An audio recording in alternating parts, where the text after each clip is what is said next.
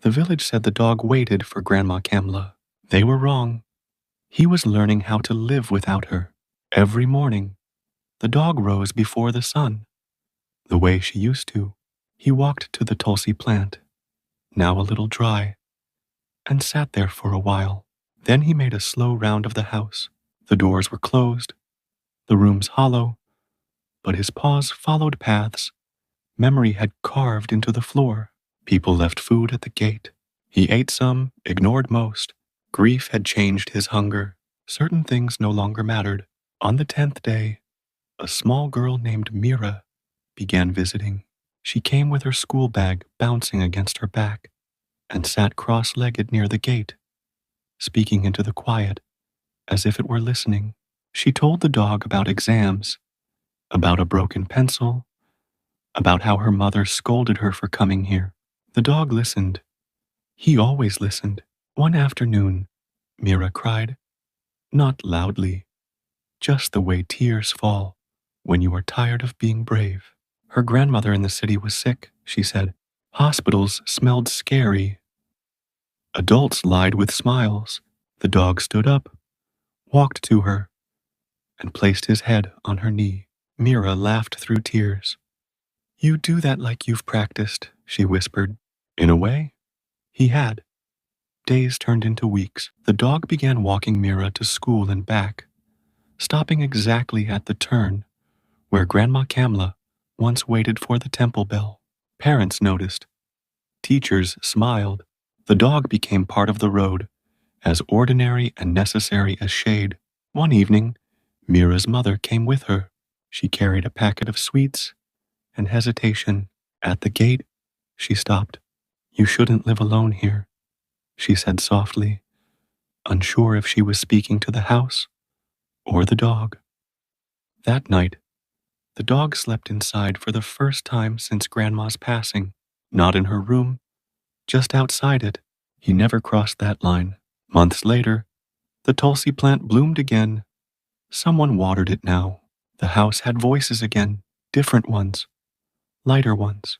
The dog grew older, his steps slower, his eyes gentler still. On a winter morning, Mira found him lying near the gate, facing the road. He looked peaceful, as if listening to footsteps no one else could hear. She sat beside him, small hand resting on his fur. Thank you, she said, though she wasn't sure for what. The breeze passed through the yard. Some say the dog followed Grandma Kamla that day, but Mira knew better. He stayed long enough to teach a lonely house how to breathe again. Then, when the lesson was complete, he left quietly, the way all good teachers do. On the day Grandma Kamla stopped speaking, a thin brown dog appeared at her gate.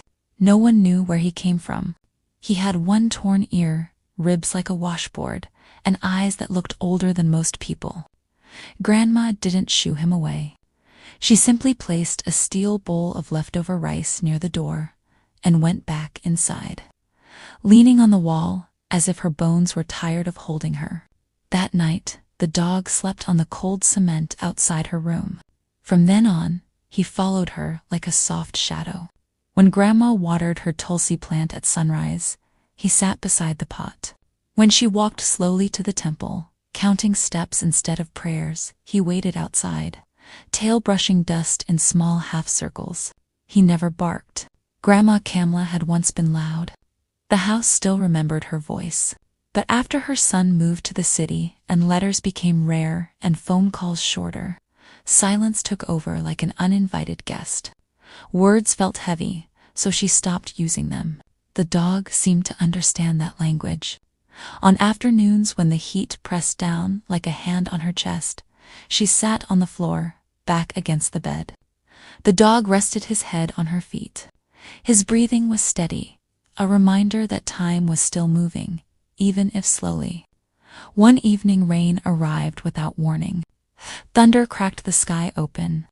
Grandma's hands began to shake. Long ago, her husband had died on a night just like this. She sank onto the floor, breath caught somewhere deep inside.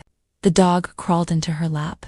He was wet, smelled of mud and old leaves, but he pressed his forehead against her heart and stayed there. Grandma's fingers curled into his fur on their own. A sound escaped her throat, broken and small. Then another, then tears falling freely, washing months of silence away. It was the first time she cried in years. From that night, she spoke to him. Not full sentences, just pieces. Come, sit. Good boy. The dog wagged his tail as if she were reciting poetry. Neighbors noticed the change. Grandma smiled more.